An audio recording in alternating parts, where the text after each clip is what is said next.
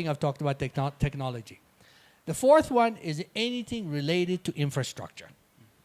Okay, anything related to infrastructure, whether they materials. Listen, probably 90% of the stuff in this building is imported. From the light switches, maybe the only thing made locally is the cement, right? Probably.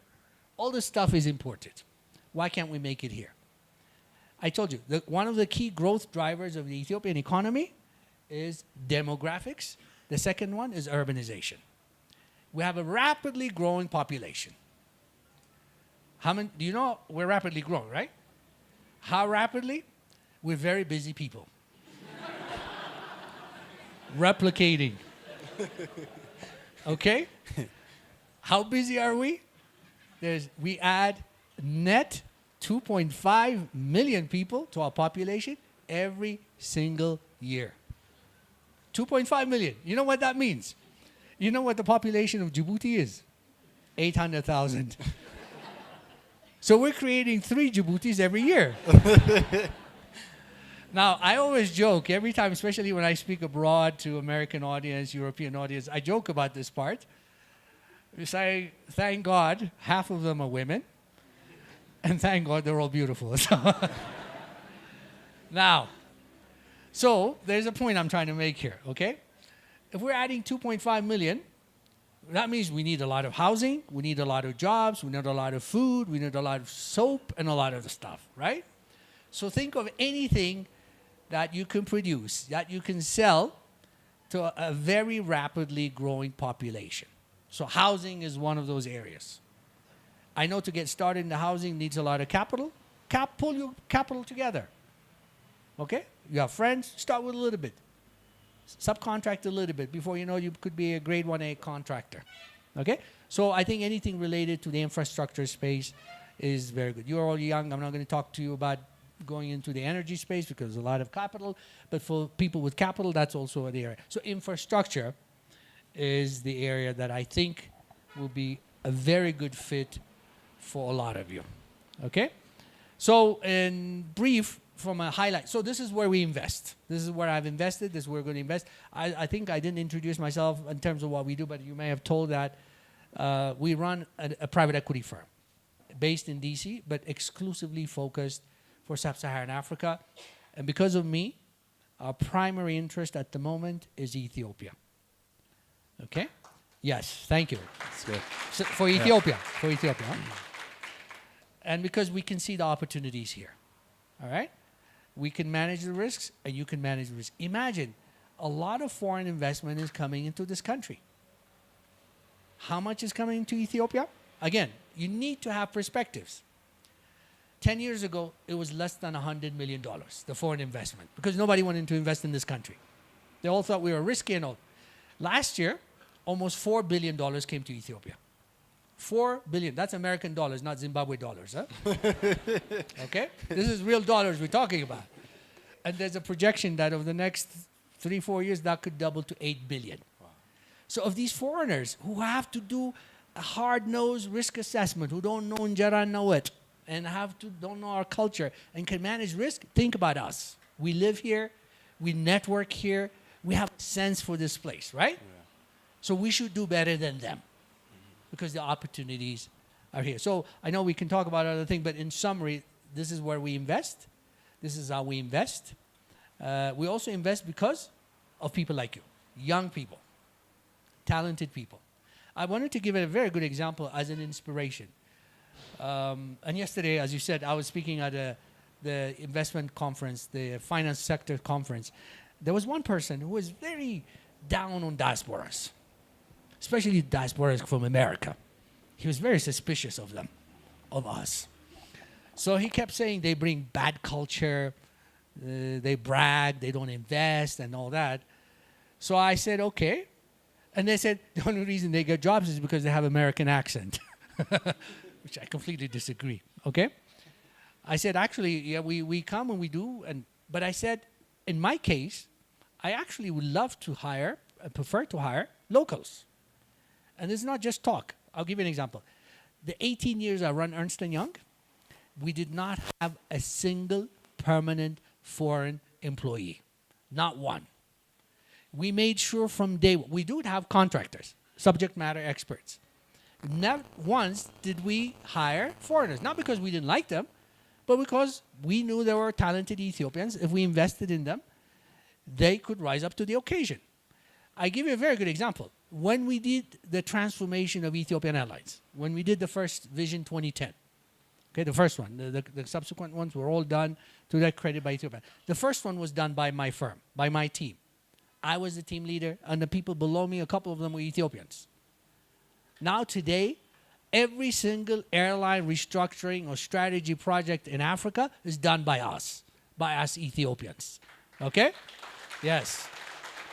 So I would not budge. I would not allow anybody to tell us we don't have talent. What we do lack is exposure, global exposure. That's fine. It's up to us employers, up to us investors to bring that exposure because the talent is here. How else could we have succeeded if I grew up here. I left when I was 16, but I grew up here. So my formative years were here. I think I did okay in America. I did okay in Latin America. I did okay. And there are hundreds of thousands of Ethiopians like us who've done well in America. Their formative years. So it's a question of exposure, okay? Giving them the opportunity. So the kids we hire, 2 years later, you wouldn't recognize them. You would think they're Wall Street investment bankers. Their attitudes, their work ethics. I call them at midnight on a Saturday. They answer their cell phones, even if they're partying somewhere. You know, I know that.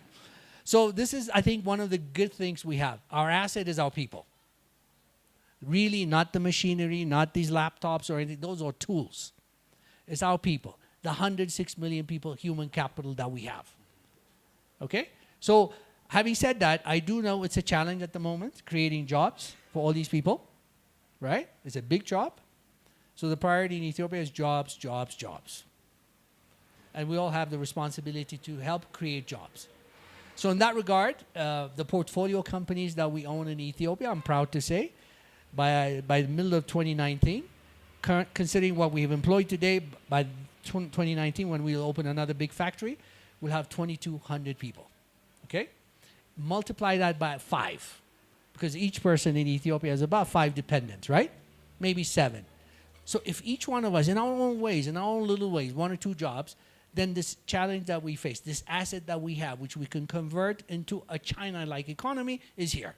The opportunity is there. So this is sort of I know I gave long-winded answers to very brief questions, but I hope that gives you enlightenment. It's exactly what we're looking for. This is absolutely brilliant, Zemedeneh.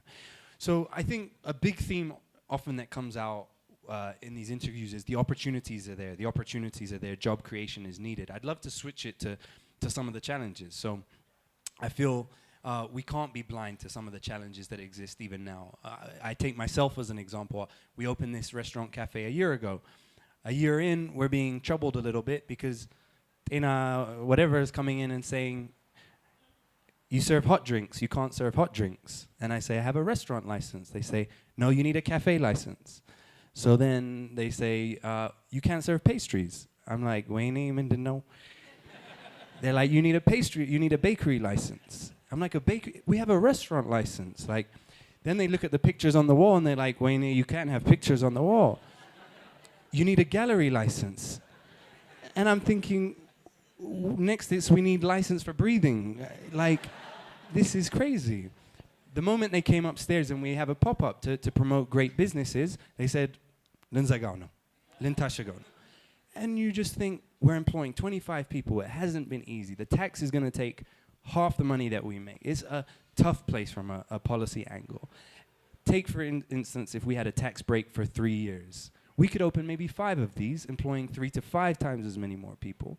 Policy is going to need to change. Various things are going to need to change. The challenges are no joke for setting up and creating businesses here. You're someone who you're going to meet the Prime Minister tomorrow. You're going to have various conversations with high-level people. How are we going to face these challenges and not be blind to them, but play a part in also changing them? Right. So this is a recurring theme, right? And I completely agree with you. I'm actually surprised they haven't shut you down yet. So, because you probably need 17 different licenses, as you said, including the fact that you have to breathe and you need a license for that. Part of it is a legacy thing. You know, this country was fascist, socialist, I don't know, pseudo whatever you call it, 27 years ago.